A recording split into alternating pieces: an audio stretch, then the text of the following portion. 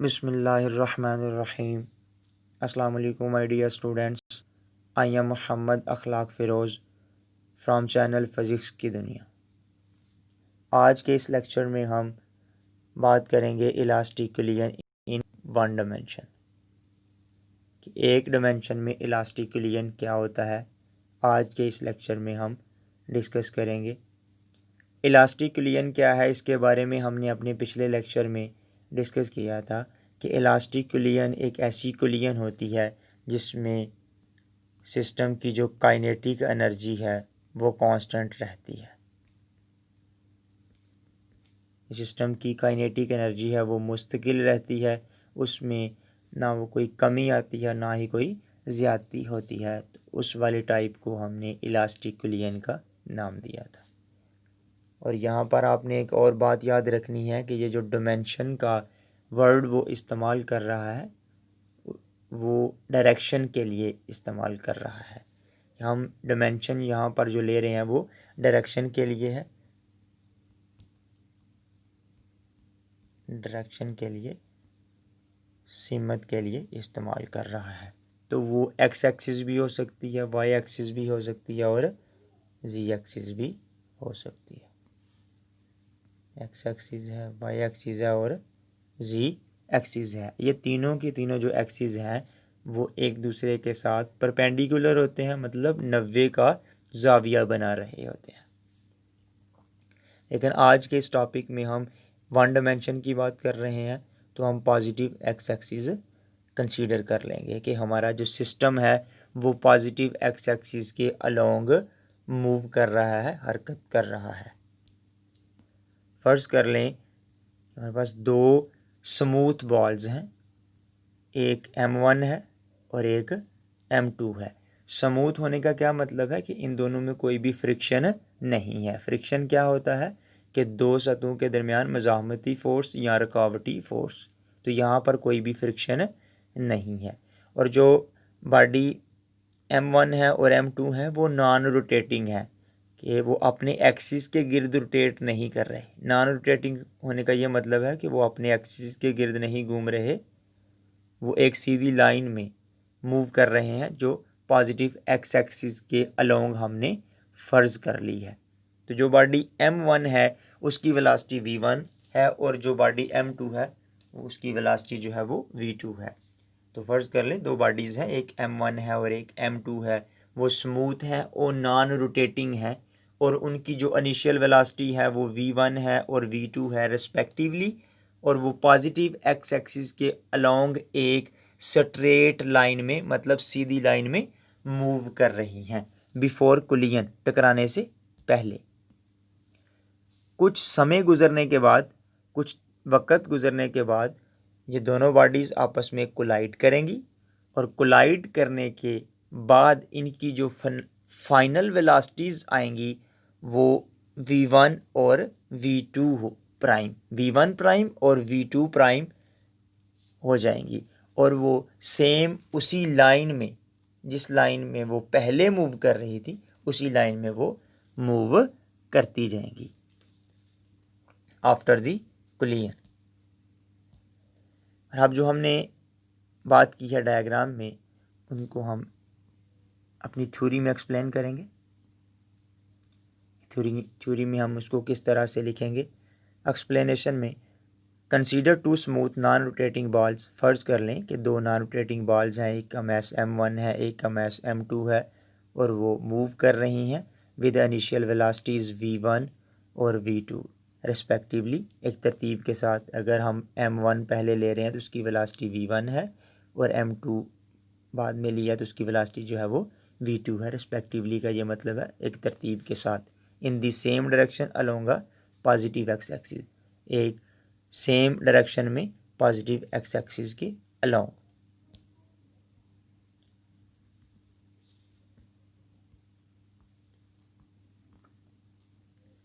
दे collide, वो collide करेंगे and after collision, और टकराने के बाद they move with final velocities v1 prime and v2 prime. टकराने के बाद जो वो मूव करना शुरू कर देंगे v1 प्राइम वेलोसिटी के साथ और v2 प्राइम वेलोसिटी के साथ अलोंग दी सेम डायरेक्शन, और सेम उसी डायरेक्शन में जिसमें वो पहले मूव कर रहे थे विदाउट रोटेशन, और वो रोटेट करने के बगैर, as shown in the figure, जैसा कि फिगर में दिखाया गया है। By applying law of conservation of linear momentum, हम law of conservation of momentum जो है वो लगाएंगे। वो क्या कहता है कि सिस्टम का जो टोटल मोमेंटम है, कुल मोमेंटम है टकराने से पहले, वो बराबर होगा सिस्टम का जो टोटल मोमेंटम है टकराने के बाद। ये हमने अपने पिछले लेक्चर में जो है वो डिस्कस किया था, जिसका नाम था law of conservation of linear momentum. उसका लिंक जो है वो आपको चैनल पे मिल जाएगा। और लीनियर मोमेंटम हमने m1v1 plus m2v2 is equal to होगा m1v1 prime plus m2v2 prime. ये है लीनियर मोमेंटम का कंजर्वेशन का कानून। अब अगर हम देखें यहाँ पर m1v1 माइनस m1v1 प्राइम, हमने यहाँ पर क्या किया, ये जो इक्वेशन नंबर ए थी, इसमें हमने जो m1 वाली टर्म थी वो एक साइड पे कर ली, और जो m2 वाली टर्म्स थी वो एक साइड पे कर ली। उसके बाद यहाँ पर अगर आप गौर करें तो इन दोनों वाली टर्म्स में से m1 कॉमन आ रहा है, तो बाकी बच जाएगा v1 minus v1 prime is equal to, इन दोनों टर्म्स में से m2 कॉमन आ रहा है, तो बाकी बच जाएगा into v2 prime minus v2। इस वाली इक्वेशन को हम इक्वेशन नंबर 1 कह देते हैं। इक्वेशन नंबर 1 आ जाएगी। और अगर आपने नोट किया हो कि टॉपिक का नाम है इलास्टिक कुलियन, तो कहता है कि as the collision is elastic, collision elastic है तो जो सिस्टम की काइनेटिक एनर्जी है वो कंजर्व्ड रहेगी, मोमेंटम तो कंजर्व्ड रहेगा ही, चाहे वो इन इलास्टिक कुलियन है या इलास्टिक कुलियन है, मोमेंटम कंजर्व्ड रहेगा, जिसको हमने अप्लाई भी कर लिया। लेकिन यहाँ पर जो हमारा टॉपिक है वो इलास्टिक कुलियन है, तो कहता है काइनेटिक एनर्जी भी कंजर्व्ड रहेगी।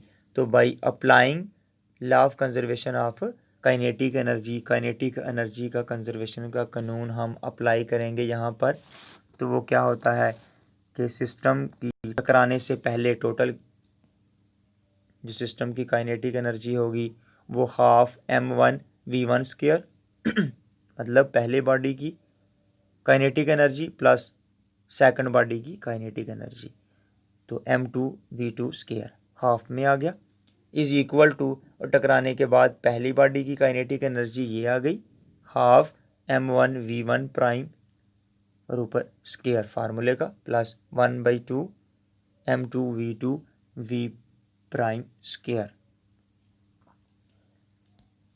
अब ये दोनों साइड से हम 1/2 इस वाली टर्म्स में से कॉमन लिया तो ये आ गई, और इस वाली टर्म में से 1/2 कॉमन लेंगे तो ये बच जाएगा, और दोनों तरफ से 1/2 और 1/2 जो है वो कैंसल आउट हो जाएगा, और बाकी ये टर्म और ये टर्म जो है वो एज इट इज़ बच जाएगी। इसको हम लिख लेंगे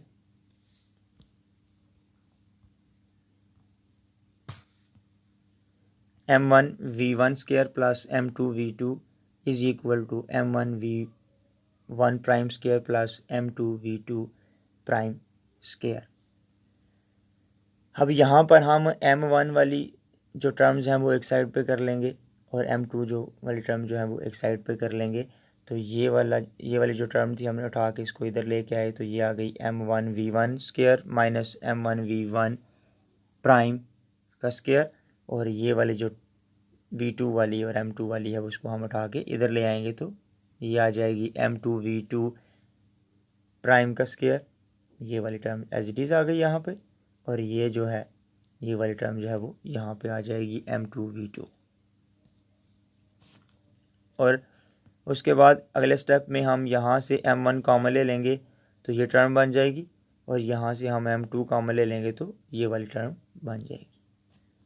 यहाँ पर हम एक फार्मूला इस्तेमाल करेंगे, a square minus b square हो तो उसको हम लिख सकते हैं a plus b into a minus b. तो यहाँ पर भी हम ये फार्मूला अप्लाई करेंगे और यहाँ पर भी हम ये फार्मूला अप्लाई करेंगे। यहाँ पर m1 एज इट इज़ आ गया और इस जगह पे ये फार्मूला अप्लाई करेंगे तो v1 plus v1 prime into v1 minus v1 prime is equal to m2 ये वाला आ गया। और यहाँ पर भी हम ये वाला फार्मूला अप्लाई करेंगे तो v2 prime plus v2 into v2 prime minus v2। तो इस वाली इक्वेशन को हम कह देंगे इक्वेशन नंबर 2। नेक्स्ट हम इक्वेशन नंबर जो 2 है उसको हम इक्वेशन नंबर 1 से डिवाइड करेंगे। तो ये वाली साइड ऊपर रखेंगे और नीचे जो इक्वेशन नंबर 1 की लेफ़्ट साइड होगी बाईं तरफ वाली जो साइड होगी वो नीचे आ जाएगी बाईं वाली साइड के।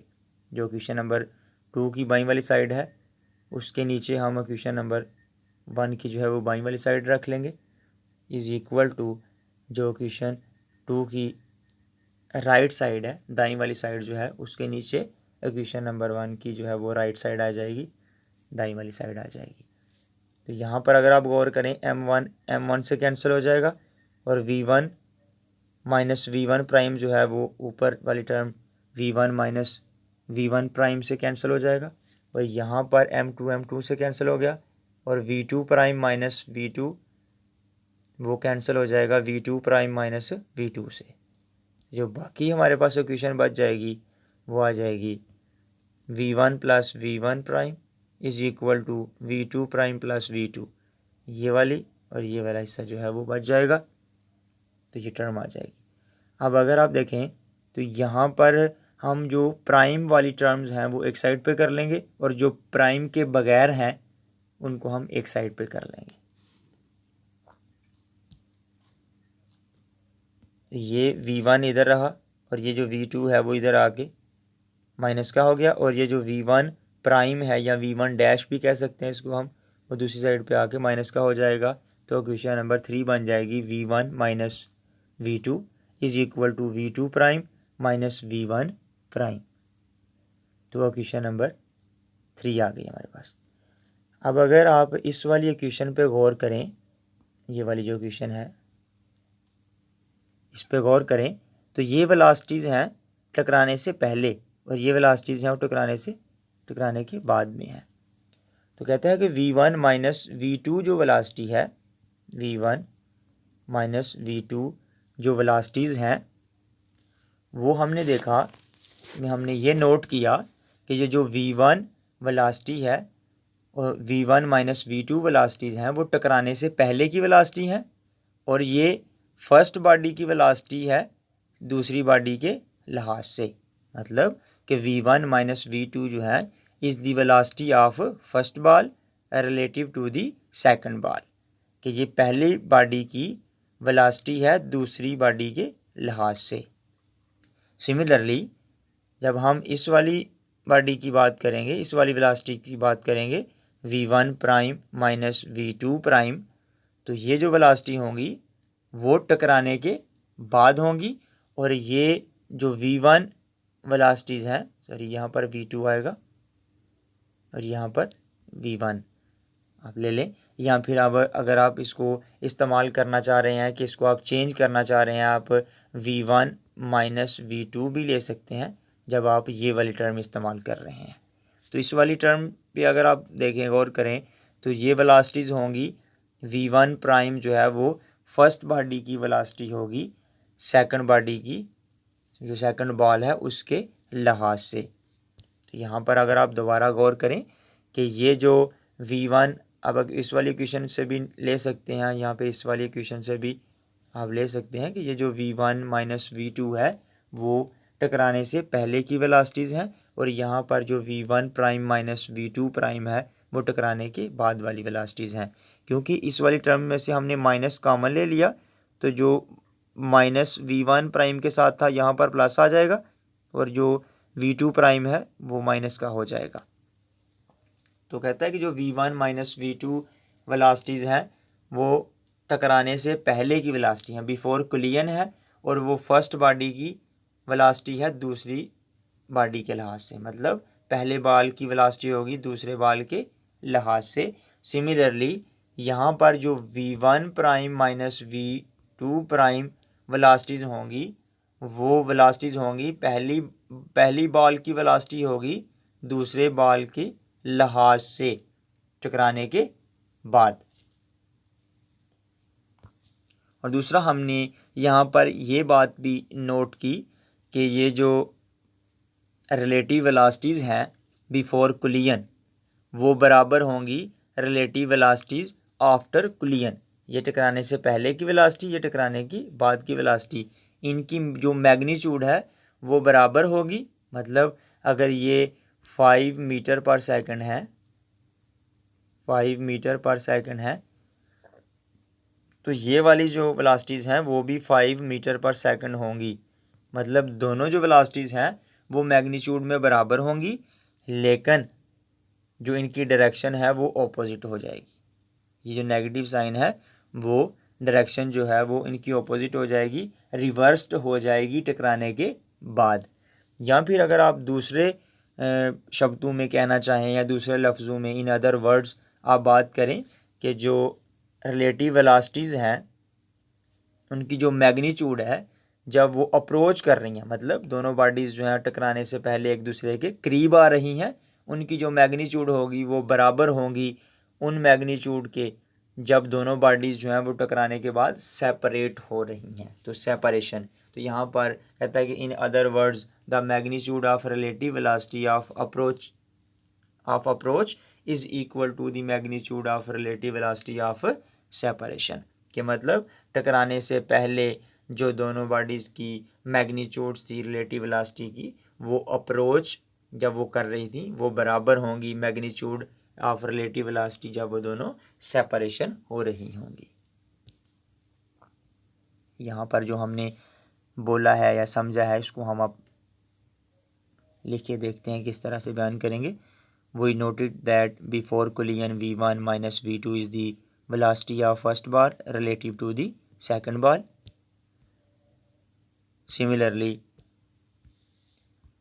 v1 prime minus v2 prime is the velocity of first ball relative to the second ball after collision. It means that relative velocities before and after collision has the same magnitude but are reversed after कुलियन। टकराने के बाद वो reverse हो जाएंगी। या दूसरे word में आप क्या कहेंगे, in other words the magnitude of relative velocity of approach जब वो करीब करीब आ रहे होंगे is equal to the magnitude of relative velocity of separation जब वो दूर दूर जा रहे होंगे। इसके बाद अब इक्वेशन नंबर 3 को हम इस्तेमाल करेंगे। इक्वेशन नंबर 3 हमने निकाली v1 minus v2 is equal to v2 prime minus v1 prime. यहाँ से हम v2 प्राइम की वैल्यू निकालेंगे, तो ये जो v1 प्राइम है यहाँ नेगेटिव है, इधर आके पॉजिटिव हो जाएगा, तो इक्वेशन आ जाएगी v2 prime is equal to v1 minus v2, और ये जो v1 प्राइम है वो इधर आके प्लस का हो जाएगा, तो इक्वेशन नंबर 4 बन जाएगी। इसको हमने इक्वेशन नंबर 4 का नाम दे दिया। उसके बाद यहाँ पर हम ये जो v2 प्राइम की वैल्यू आई है इक्वेशन नंबर 4 से, इसको हम इक्वेशन नंबर ए में, जो हमने इक्वेशन नंबर ए फर्स्ट पे ली थी उसमें हम पुट करेंगे। v2 प्राइम की वैल्यूज़ जो है वो इक्वेशन नंबर 4 से लेकर इक्वेशन नंबर ए में पुट करेंगे। यहाँ इक्वेशन नंबर ए में अगर आप देखें जाके तो m1 v1 plus m2 v2 is equal to m1 v1 prime plus m2 v2 prime था, लेकिन यहाँ पर हम v2 प्राइम की जगह उसकी ये वाली जो वैल्यू है, जो कीमत है वो पुट कर देंगे, तो हमारे पास इक्वेशन कुछ इस तरह से बन जाएगी। अब इस इक्वेशन को हम सिंप्लीफाई करेंगे, मतलब कि जो m2 था उसको हमने अंदर मल्टीप्लाई कर दिया, तो हमारे पास इक्वेशन आ गई m1 v1 plus m2 v2 is equal to m1 v1 prime. और यहाँ पर अगर आप पिछली टर्म में देखें, पिछली इक्वेशन में, तो m2 था और अंदर उसकी कुछ वैल्यूज़ थी, तो हमने इस m2 को अंदर मल्टीप्लाई कर दिया, तो m2 v1 बन गया minus m2 v2 plus m2 v1 prime आ जाएगा। अब हम जो प्राइम वाली टर्म्स हैं उनको एक साइड पे कर लें, रहने देंगे, और जो दूसरी हैं उनको हम एक दूसरी साइड पे ले जाएंगे। तो यहाँ पर m1 v1 as it is आ गया, और ये जो m2 है v2 वो भी यहाँ पर ही रहा, और लेकिन यहाँ इधर वाली साइड पे जो M2V1 है वो प्लस का है तो यहाँ पे आके वो नेगेटिव हो जाएगा, और ये जो है वो नेगेटिव का था तो यहाँ पे आके वो पॉजिटिव का हो गया। तो जो बाकी प्राइम वाली टर्म थी, डैश वाली टर्म थी, वो हमने इस वाली साइड पे ही रहने दी। एक ये टर्म थी डैश वाली और एक ये वाली टर्म थी।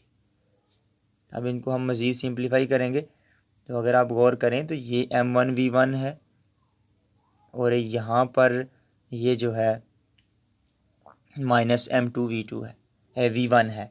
तो इन दोनों जो फर्स्ट टर्म्स हैं इनमें से हम V1 कॉमन ले लेंगे तो M1 माइनस M2 आ जाएगा। और ये आप गौर करें तो ये M2V2 है और ये भी M2V2 है, दोनों प्लस हो रहे हैं तो 2M2V2 आ जाएगा, मतलब 2 हो जाएंगे। उसके बाद यहाँ पर इस वाली साइड में जो V1 प्राइम है वो हम कॉमन ले लेंगे इस वाली टर्म में से, तो बच जाएगा M1 प्लस M2। यहाँ पर अगर हम V1 प्राइम की वैल्यू निकालना चाहें तो मैथ का असूल है कि अगर किसी इस वाली साइड पे ये अगर मल्टीप्लाई हो रही है ये वाली टर्म तो दूसरी वाली साइड पे जाके डिवाइड हो जाएगी। तो ये वाली जो टर्म है वो इस वाली साइड पे आके डिवाइड होगी तो ये टर्म आ जाएगी हमारे पास V1 prime is equal to M1 minus M2 into V1 plus 2M2V2 divided by M1 plus M2। तो अगर ये दोनों का इकट्ठे बटे में है तो इनको हम सेपरेट करके भी लिख सकते हैं, तो क्वेश्चन नंबर 5 बन जाएगी। तो ये क्वेश्चन आपने याद रख लेनी है। नेक्स्ट हम कुछ केस डिस्कस करेंगे तो उसमें हम ये वाली क्वेश्चन जो है वो इस्तेमाल करेंगे, और ये बहुत ज़्यादा न्यूमेरिकल्स हैं उनमें भी ये जो क्वेश्चन है वो इस्तेमाल होगी। तो इस क्वेश्चन को आपने याद कर लेना है। V1 प्राइम की ये वैल्यू है। इसी तरह हम V2 प्राइम की जो वैल्यू है वो भी फाइंड आउट करेंगे। तो क्वेश्चन नंबर 3 ले लेंगे। ये क्वेश्चन नंबर 3 है, यहाँ से हम V1 प्राइम की वैल्यू निकालेंगे। यहाँ पर हमने V1 प्राइम बना लिया, ये V1 प्राइम माइनस का था इधर आके प्लस का हो जाएगा, ये प्लस का हो गया, और यहाँ पर ये जो V1 था वो इधर वाली साइड पे आके जो है वो माइनस का हो जाएगा। तो बाकी की जो वाली टर्म है वो वैसी की वैसी रहेंगी। तो ये जो -V2 है वो भी इधर आके प्लस का हो जाएगा। क्वेश्चन नंबर जो है वो बी बन जाएगी। V1 prime is equal to V2 prime minus V1 V2। Question number B आ गई। अब हम ये जो क्वेश्चन नंबर बी आई है यहाँ से हम V1 प्राइम की वैल्यू लेंगे और इसको क्वेश्चन नंबर ए में पुट करेंगे जो हमने स्टार्ट में ली थी। वो जो क्वेश्चन ए है M1V1 plus M2V2 is equal to M1V1 prime plus M2V2 prime. तो इस वाली क्वेश्चन में हम ये जो V1 प्राइम है यहाँ पर ये वैल्यू पुट कर देंगे, तो देन जो हमें हासिल होगा वो आ जाएगा M1V1 plus M2V2 is equal to M1, और V1 की प्राइम की जगह ये वैल्यू आ गई यहाँ से, और ये M2V2 prime as it is आ जाएगा। इसको हम सिंप्लीफाई करेंगे, ये जो M है इसको हम अंदर मल्टीप्लाई कर देंगे, बाकी ये जो वाली टर्म है वैसे की वैसी आ जाएगी। M1 को अंदर मल्टीप्लाई किया तो ये टर्म आ गई, और ये वाली ऐसी नीचे आ जाएगी। अब इसको मज़ीद थोड़ा सिंप्लीफाई करेंगे कि जो प्राइम वाली टर्म होंगी उनको हम एक साइड पे रहने देंगे, जो प्राइम के बगैर होंगी उनको हम दूसरी साइड पे ले जाएंगे। तो M1V1 plus M2V2 plus M2V2 minus M1V2 is equal to M1V2 prime plus M2V2 prime. दोबारा से सुन लें, यहाँ पर हमने कुछ नहीं किया, जस्ट जो डैश वाली टर्म थी, मतलब जो प्राइम वाली टर्म थी उनको एक साइड पे कर लिया, और जो प्राइम के बगैर थी उनको हमने एक साइड पे ले गए। अब यहाँ पर अगर आप गौर करें तो M1V1 है और यहाँ पर भी M1V1 है, तो 2M1V1 हो जाएगा, और यहाँ पर V2 जो है वो कॉमन आ रहा है तो V2 कॉमन ले लेंगे तो M2 माइनस M1 बच जाएगा। और इधर आप गौर करें तो V2 प्राइम जो है वो कांस्टेंट वो कॉमन आ रहा है तो वो हम कॉमन ले लेंगे तो M1 प्लस M2 आ जाएगा। यहाँ पर हमने V2 प्राइम की वैल्यू निकालनी है, तो ये वाली टर्म जो है वो V2 प्राइम के साथ मल्टीप्लाई हो रही है, दूसरी तरफ जाके वो डिवाइड हो जाएगी, तो ये टर्म आ जाएगी। इनको हम अलग-अलग बटे में भी लिख सकते हैं, तो ये टर्म आ जाएगी V2 prime is equal to 2M1V1 divided by M1 plus M2 minus M1 into V2 divided by M1 plus M2। तो ये क्वेश्चन नंबर 6 आ जाएगी। ये क्वेश्चन भी आपने याद रख लेनी है कि नेक्स्ट लेक्चर में हम कुछ केसेस डिस्कस करेंगे इलास्टिकली यानी इन वन डायमेंशन के, तो उसमें हम ये क्वेश्चन जो है वो इस्तेमाल करेंगे, क्वेश्चन नंबर 5 और क्वेश्चन नंबर 6। तो ये आगे जाके हम एक्सरसाइज के कुछ न्यूमेरिकल्स और चैप्टर के जो कुछ एग्जांपल्स हैं वो डिस्कस करेंगे, तो उनमें भी ये जो दोनों क्वेश्चंस हैं वो यूज़ होंगी। तो ये दोनों क्वेश्चन जो हैं वो आपने अच्छे से याद कर लेनी है। तो उम्मीद करता हूँ कि आपको लेक्चर की समझ आई होगी। मिलते हैं नेक्स्ट लेक्चर में, तब तक के लिए अपना ख्याल रखिएगा। अल्लाह हाफिज़।